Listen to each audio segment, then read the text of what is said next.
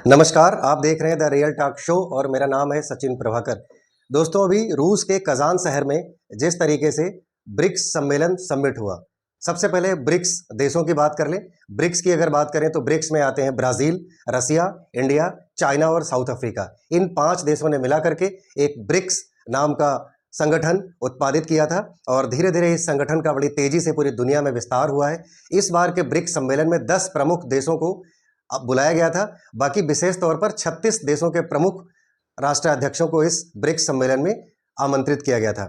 लेकिन जो सबसे शानदार घटना रही इस पूरे ब्रिक्स सम्मेलन की, वो रही रसिया के राष्ट्राध्यक्ष व्लादिमीर पुतिन और चीन के राष्ट्राध्यक्ष शी जिनपिंग और भारत के राष्ट्राध्यक्ष यानी भारत के प्रधानमंत्री नरेंद्र मोदी का आपस में मिलना और भारत के प्रधानमंत्री की रसिया और चाइना के राष्ट्राध्यक्षों के साथ में अलग अलग द्विपक्षीय वार्ता होना। इन दोनों के साथ जो नरेंद्र मोदी की वार्ता हुई, उसने नाटो देशों के ऊपर एक ऐसा घेर दिया, नाटो देशों को एक तरीके से ऐसा जियोपॉलिटिक्स में घेर दिया कि अब उनको समझ नहीं आ रहा है कि अब वो किस तरीके से भारत को कंट्रोल करें। भारत के पास 2 नायाब नगीने हैं जो भारत की विदेश नीति को बहुत शानदार तरीके से चला रहे हैं। भारत के एनएसए अजीत डोभाल और भारत के विदेश मंत्री मिस्टर एस जयशंकर। ये दोनों नायाब नगीने ऐसे हैं कि भारत की वर्तमान में इतनी बेहतर विदेश नीति चल रही है कि भारत हर तरह की कूटनीति का इस्तेमाल करके भारत तमाम दुनिया के देशों को अलग अलग तरीके से डील करने के लिए सक्षम होता जा रहा है। और रूस, चाइना और भारत तीनों मिलकर के एक ऐसा ट्रायंगल तैयार कर चुके हैं कि दुनिया अब ऐसे देख रही है कि जैसे इन ब्रिक्स के इन 3 देशों का त्रिनेत्र खुल गया है। वही अमेरिका, वही कनाडा, वही न्यूजीलैंड और ऑस्ट्रेलिया जो अब तक विदेशी धरती पर टारगेट किलिंग का आरोप लगा रहे थे भारत के ऊपर, अब उनको समझ नहीं आ रहा है कि वो अपने देश के प्रोडक्ट कैसे भारत के व्यापार में बेचेंगे और भारत को कैसे वो माकूल जवाब दे पाएंगे। अब भारत भी 1947 का भारत नहीं है, 2024 का नया विकसित भारत है। भारत के पास भी अपनी एक बेहतरीन इकोनॉमी है, भारत के पास एक अपनी बेहतरीन क्षमता है, भारत के पास दुनिया के सबसे ज़्यादा नौजवान हैं। इसलिए भारत की भी अब क्षमता लगातार बढ़ती जा रही है। जिस तरीके से मोदी जी कजान पहुँचे और कजान जा करके रूस में जिस तरीके से रूस के नागरिकों ने कृष्ण भजन गा करके उनका स्वागत किया और मोदी जी और पुतिन की जो द्विपक्षीय वार्ता हुई, उससे मानो तो नाटो देशों की छाती पर सांप ही लौट गया हो। वो समझ नहीं पा रहे हैं कि अब यहाँ पर कौन सी डिप्लोमेसी भारत के साथ अपनाई जाए ताकि भारत को कंट्रोल किया जाए। क्योंकि अमेरिका और कनाडा और कभी नहीं चाहेंगे कि भारत और चीन एक फोरम पर आ जाए। यही नहीं, जो पाकिस्तान है, पाकिस्तान को भी समझ नहीं आ रहा है कि अब वो भारत के ऊपर कैसे हमला करेगा। वही पाकिस्तान जिसके आश्रय अमेरिका लगातार घेरता आ रहा है, वही अमेरिका जिसने रसिया और यूक्रेन के वार में अपनी एक अहम भूमिका निभाई है और वो लगातार यूक्रेन के साथ खड़ा होकर के यूक्रेन को बर्बाद करता चला आ रहा है। वही अमेरिका अब समझ नहीं पा रहा है कि भारत की अचानक से जो इन देशों के साथ में नज़दीकी बढ़ी है, वो कैसे कंट्रोल किया जाए। देखने वाली बात होगी कि पश्चिम देशों के नेताओं ने जहां रूस को अपना दुश्मन मानते हुए 1 नहीं, 2 नहीं, 150 नहीं, बल्कि 20,000 प्रतिबंध लगा दिए थे, उसी देश के राष्ट्राध्यक्ष के साथ में मोदी बेखौफ होकर गले मिलते हैं और पुतिन भी बेखौफ होकर दुनिया को नजरअंदाज करते हुए किस एक दोस्ताना अंदाज में मिलते हैं। और यहां तक कि जब तमाम देशों के राष्ट्राध्यक्षों के साथ रसिया के राष्ट्राध्यक्ष ये बात कहते हैं कि मेरी और नरेंद्र मोदी जी की तो दोस्ती ऐसी है कि अब मोदी जी को ट्रांसलेटर की भी जरूरत नहीं है हमारी बात समझने में। ये एक बहुत बड़ा मैसेज दिया उन्होंने दुनिया को। इस तरीके की बात बोलते हुए उन्होंने ये दिखाया कि उनका और नरेंद्र मोदी जी जो भारत के प्रधानमंत्री हैं, एक बड़ा दिली नाता है और ये बात दुनिया के तमाम देशों को हजम नहीं होने वाली है।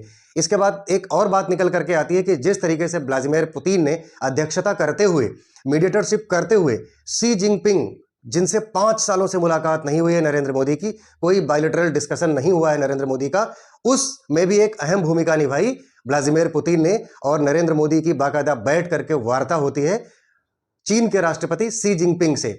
हम आगे पूरी डिटेल में बात करेंगे कि शी जिनपिंग के साथ में नरेंद्र मोदी जी की क्या वार्ता होती है, उस वार्ता का जो भारत चीन सीमा विवाद है उसमें भारत को कोई लाभ मिलेगा कि नहीं मिलेगा, भारत ने किस तरीके की डिप्लोमेसी यहां पर अपनाई है ब्रिक्स में जाने से पहले, क्या प्लान करके भारत वहां पर गया था, इस पर हम पूरी विस्तृत बात करेंगे। इस ब्रिक्स सम्मेलन में सबसे अहम बात यह देखने वाली होगी कि ब्रिक्स सम्मेलन की अध्यक्षता इस बार व्लादिमीर पुतिन रूस में खुद ही कर रहे थे। तो सबसे पहले देखने वाली बात होगी कि उन्होंने क्या कहा। उन्होंने सभी राष्ट्राध्यक्षों के समक्ष अपना जो भाषण दिया उसमें यह बात रखी कि ब्रिक्स सम्मेलन में दुनिया के तमाम देशों को और शामिल किया जाएगा, इसका लगातार विस्तार किया जाएगा, लेकिन इसकी दक्षता को बरकरार रखा जाएगा और किसी भी ऐसे देश को इस ब्रिक्स के समूह में शामिल नहीं किया जाएगा जो इसकी निष्पक्षता पर संदेह करे। इस तरीके का जो उन्होंने मैसेज दिया पूरी दुनिया को, खास करके पश्चिमी देशों को, अमेरिका को, कनाडा को, न्यूजीलैंड को, ऑस्ट्रेलिया को, ये उनके लिए बड़ी चिंता की बात होगी, क्योंकि ब्रिक्स में जो देश शामिल हो रहे हैं वो डेवलप्ड हैं या फिर डेवलपिंग हैं। इस तरह से जो नए देश ब्रिक्स में शामिल हो रहे हैं वो अपने आप में एक इकोनॉमी के तौर पर, एक सैन्य ताकत के तौर पर उभर करके आ रहे हैं। आप जानते हैं कि भारत और रूस के बीच लगातार सैन्य समझौता हुआ है, उसके तहत लगातार सैन्य अभ्यास होता रहता है। ये सैन्य अभ्यास अमेरिका को छोड़ दीजिए तो कनाडा जैसे देशों को भी बहुत अखर रहा होगा। ये वही कनाडा है जिसने अभी हाल में ही भारत के ऊपर एक गंभीर आरोप लगाया कि भारत के 2 नौजवानों ने उनके देश में जो 2 आतंकवादी रह रहे हैं, जिनको हम आतंकवादी कहते हैं और वो कनाडा अपने देश का उन्हें नागरिक कह रहा है, वही अमेरिका उनको अपने देश का नागरिक कह रहा है। वो पन्नू और निज्जर जैसे आतंकवादी, उनको मारने की साजिश का आरोप भारत के ऊपर सीधे सीधे लगा रहे हैं।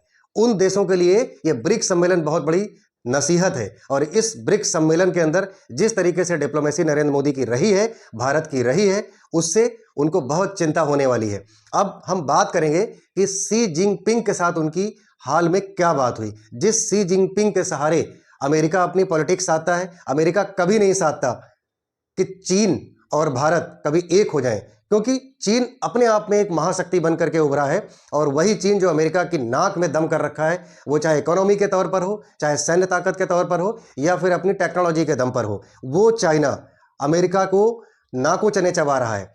अगर अमेरिका ये देखेगा कि चाइना, भारत और रसिया ये तीनों एक मिल गए, तमाम सारे मुद्दों पर अगर इनकी तीनों की आपस में सहमति बन गई तो अमेरिका की तानाशाही खतरे में आ जाएगी। अमेरिका जिस तरीके से पूरी दुनिया भर में दादागिरी कर रहा है, अमेरिका के लिए एक बड़ा सबक होगा, बड़ी नसीहत होगी, बड़ा मुश्किल भी हो जाएगा, उसका साम्राज्य खतरे में आ जाएगा। इसलिए अमेरिका की नींद उड़ी है ये देख करके कि इन तीनों ने एक टेबल पर बैठ करके कैसे बात की। इसमें एक बड़ी भूमिका रही रूस के राष्ट्राध्यक्ष के व्लादिमीर पुतिन की, जिन्होंने 5 वर्षों के बाद नरेंद्र मोदी और शी जिनपिंग की मुलाकात करवाई और बाकायदा एक बायलैटरल डिस्कशन हुआ। ये एक भारत के तौर पर, भारत के लिहाज से एक बड़ी उपलब्धि निकल करके आती है। और उसमें जो बड़ी बातें निकल करके आई कि 50 मिनट तक ये पूरी बातचीत चली है शी जिनपिंग और नरेंद्र मोदी की।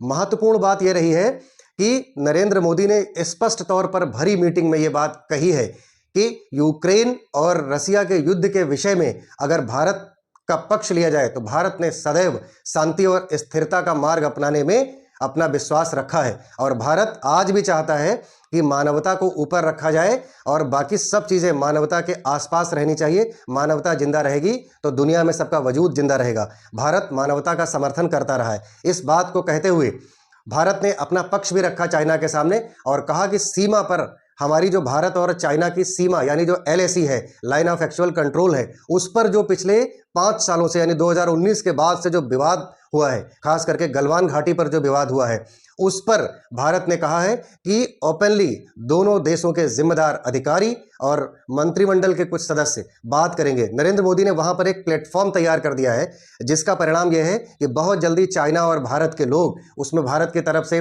विदेश मंत्री S जयशंकर और अजीत डोभाल जी जो NSA हैं वो शामिल होंगे, चाइना की तरफ से एक प्रतिनिधिमंडल शामिल होगा। और उम्मीद की जा रही है कि जो हमारा गलवान घाटी का विवाद है वो बहुत जल्दी सुलझेगा और जैसे कि 20 साल पहले पेट्रोलिंग होती थी, उस तरीके से अपनी अपनी जगहों में, अपनी अपनी हदों में रह करके दोनों देशों के सैनिक अपनी अपनी एरिया में पेट्रोलिंग का काम करेंगे। इसके अलावा अगर बात करी जाए तो म्यूचुअल ट्रस्ट और म्यूचुअल अंडरस्टैंडिंग बढ़ाने की बात नरेंद्र मोदी ने वहां पर किया है। ये बहुत बड़ा मैसेज है दुनिया के सामने कि अगर चाइना और भारत की म्यूचुअल अंडरस्टैंडिंग और म्यूचुअल ट्रस्ट निकल करके आता है तो दुनिया में जो आतंक का खतरा लिए देश बैठे हैं उनके लिए एक बहुत बड़ा खतरा होगा। इसके अलावा 2 अहम चेक पॉइंट हैं जिनको डेपसोंग और डेमचोक कहा जाता है। वहां पर भी एक सीमा का विवाद है, वहां पर भी पेट्रोलिंग का विवाद है। इस विवाद पर भी नरेंद्र मोदी की डिप्लोमेटिक विक्ट्री मानी जा रही है। यहां पर जिस तरीके से नरेंद्र मोदी ने चाइना के राष्ट्राध्यक्ष के सामने बात रखी है, तो कुल मिलाकर ये जो ब्रिक्स का दौरा रहा है कजान के शहर में, वहां पर भारत ने अपनी डिप्लोमेटिक विक्ट्री अभी तक दिखाई है। जिस तरीके से नरेंद्र मोदी ने अपना पक्ष मजबूती से रखा है इस ब्रिक्स सम्मेलन में, और सिर्फ भारत और चाइना की LAC के संबंध में ही नहीं, रसिया और यूक्रेन के वार में भी भारत ने कभी कमजोर स्थिति नहीं दिखाई। भारत ने बड़ी स्पष्ट तरीके से देखा जाए तो युद्ध के समय में ही यूक्रेन जा करके जेलेंस्की जो वहां के राष्ट्राध्यक्ष हैं उनको जिस तरीके से खुले हाथ करके गले लगाया और उन्होंने दुनिया में किसी की परवाह नहीं की। उन्होंने तब उस वक्त ये परवाह नहीं की कि रूस के राष्ट्रपति व्लादिमीर पुतिन इस बात से नाराज हो जाएंगे। उसके बाद वो रसिया का भी दौरा करते हैं और रसिया के भी राष्ट्राध्यक्ष से मिलते हैं, तब उन्होंने जेलेंस्की की परवाह नहीं की। लेकिन दोनों देशों में जाकर के दोनों देशों के राष्ट्राध्यक्ष के पास बैठ करके मीटिंग्स जब उनकी हुई तो उन्होंने युद्ध विराम की ही बात की। उन्होंने किसी तरीके का कोई अनर्गल प्रलाप नहीं किया, उन्होंने कोई ऐसी गंदी डिप्लोमेसी नहीं की जैसी अमेरिका और कनाडा करते आए हैं। उस तरीके का कोई गंदगी वाला काम नरेंद्र मोदी ने नहीं किया। नरेंद्र मोदी ने यहां पर पूरी दुनिया में शांति व्यवस्था बनी रहे, पूरी दुनिया में मानवता जिंदा रहे, पूरी दुनिया के अंदर युद्ध विराम हो, इस तरीके की बातें जब वो दुनिया में करते हैं तो जाहिर सी बात है कि दुनिया में भारत का भी पक्ष एक सकारात्मक रूप से निकल करके आता है। भारत का भी एक सकारात्मक चेहरा, एक भारत की मजबूत ताकत उभर करके आती है। और दोस्तों ये वही कर पाएगा जो इकोनॉमिक तौर पे, जो सैन्य रूप में सक्षम होगा, ताकतवर होगा, जिसकी इकोनॉमी उभरती हुई होगी, जिसके पास नौजवान होंगे, जिसके पास टेक्नोलॉजी होगी, जिसके पास इंफ्रास्ट्रक्चर होगा। दोस्तों वही दुनिया में अपना परचम बुलंद कर पाएगा। जो भी चीजें या अब तक के ब्रिक्स सम्मेलन से मैंने निकाली वो आप सबके समक्ष इस वीडियो में मैंने ऐड की हुई है। इसके अलावा आप इस वीडियो में क्या एनालिसिस कर पा रहे हैं, पूरा वीडियो सुनने के बाद में हमारे कमेंट सेक्शन में आप जरूर लिखिएगा।